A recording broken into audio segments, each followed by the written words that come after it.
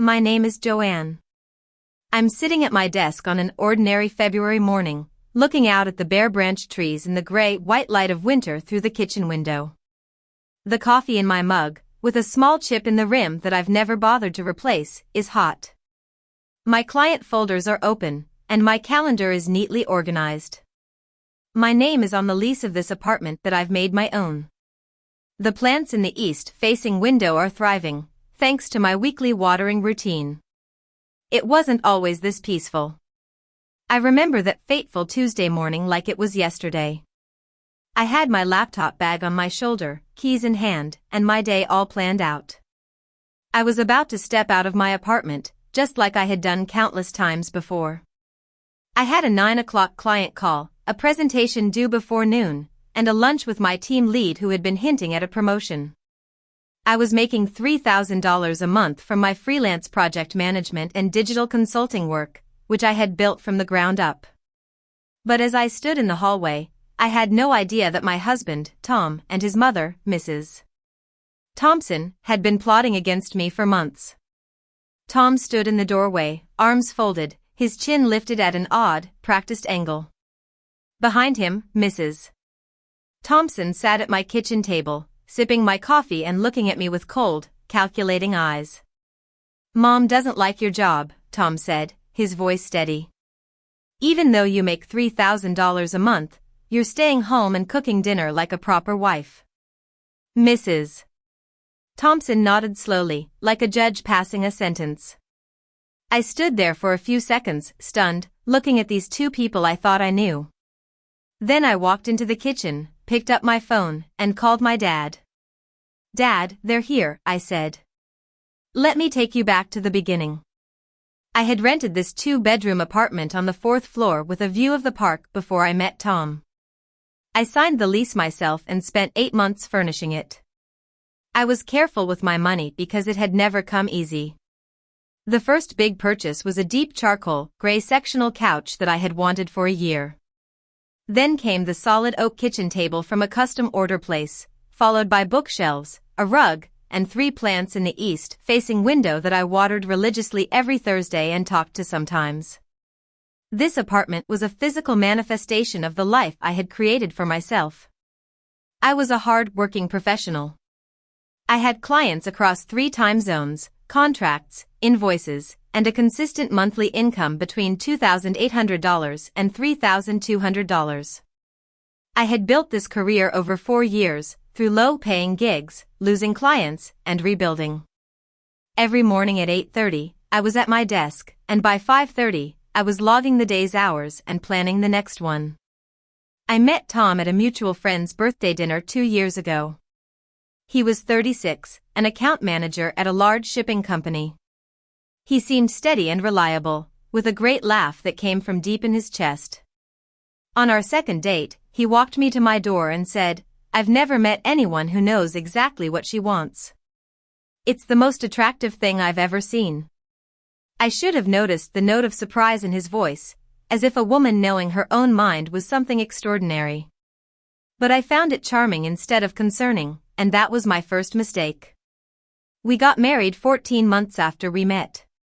It was a small ceremony with 40 people near the water. My father walked me down the aisle. Mrs. Thompson sat in the front row in a sharp black suit, watching the ceremony with an expression that I later realized was strategic patience.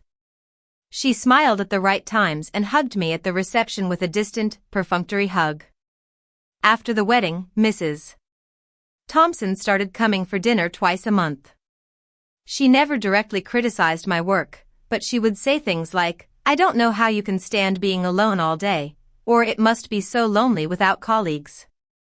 Tom always brushed it off, saying, "She just worries. She doesn't mean anything by it."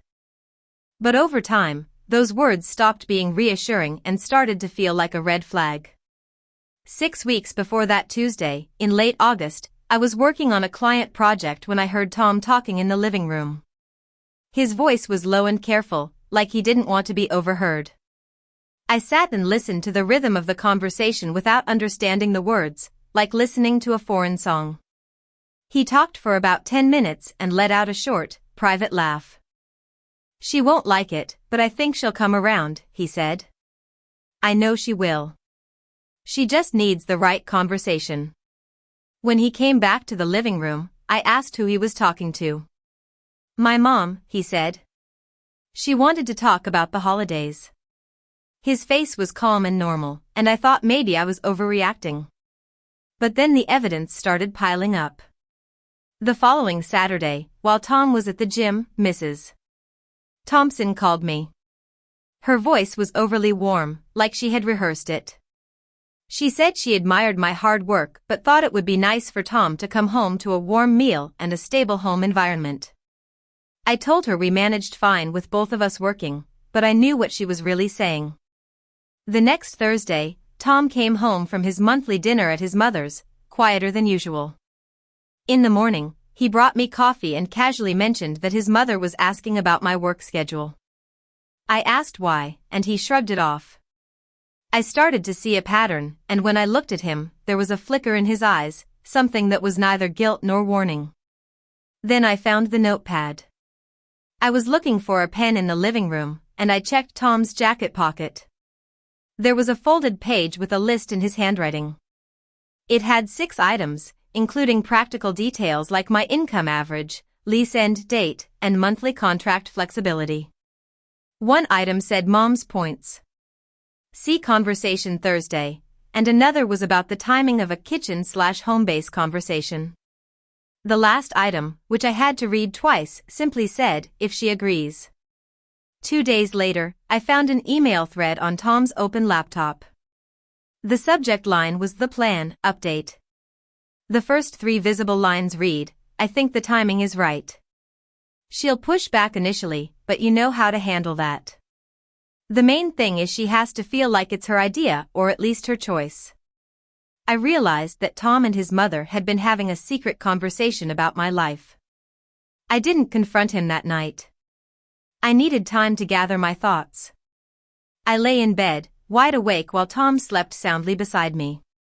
I knew then that he wasn't afraid of being discovered, that he still thought his plan was intact. At 6 o'clock in the morning, I got up and went to my home office. I wrote down everything I had observed in the last 3 months, dates, exact phrases, the notepad list, and the email. I saved the file under a client project name that Tom had no reason to open. Then I called my father. He's 66, a retired business negotiator with a sharp mind. He listened to me without interrupting and told me to wait for them to make the first move and to make sure I wasn't alone. The next day, Friday, was unusually quiet. Tom was overly attentive, making dinner and asking about my day. I remained calm, giving him no reason to suspect that I knew. On Saturday morning, Mrs. Thompson arrived. I heard the knock at 8:15. I was already at my desk, in the middle of a client brief. Tom answered the door, and I heard Mrs. Thompson's voice in the hallway and the click of her high heels on the kitchen tile. When I walked into the kitchen, Mrs. Thompson was sitting at the table, sipping my coffee.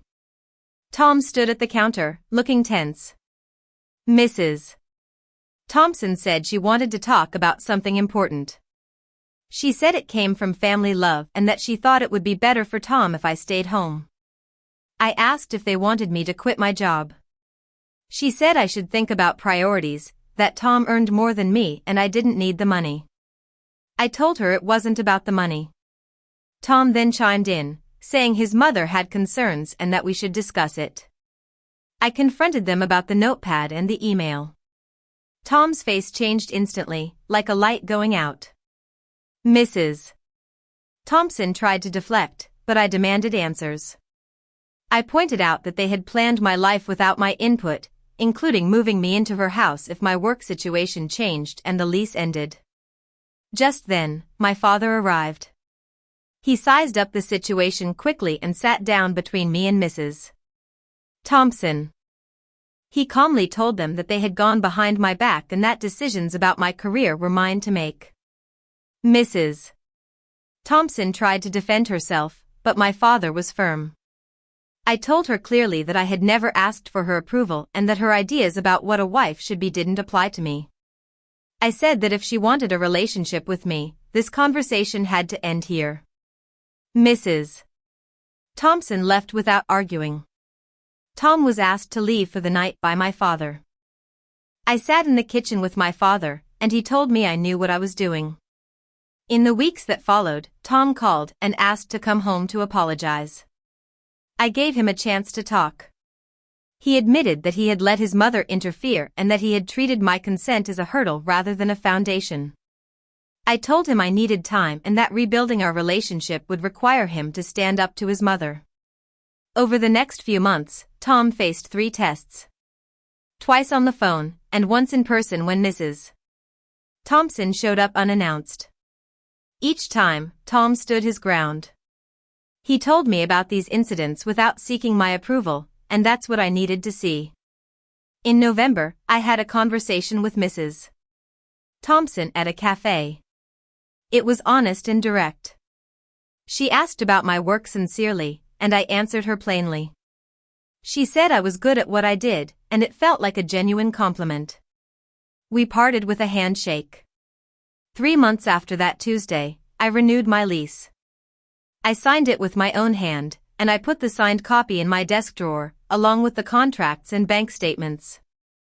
I still keep the small card Tom wrote me when I first reached a monthly income of $3,000. I'm not sure what it means yet, but I know that I've reclaimed my life. This morning is mine, and no one can take that away from me.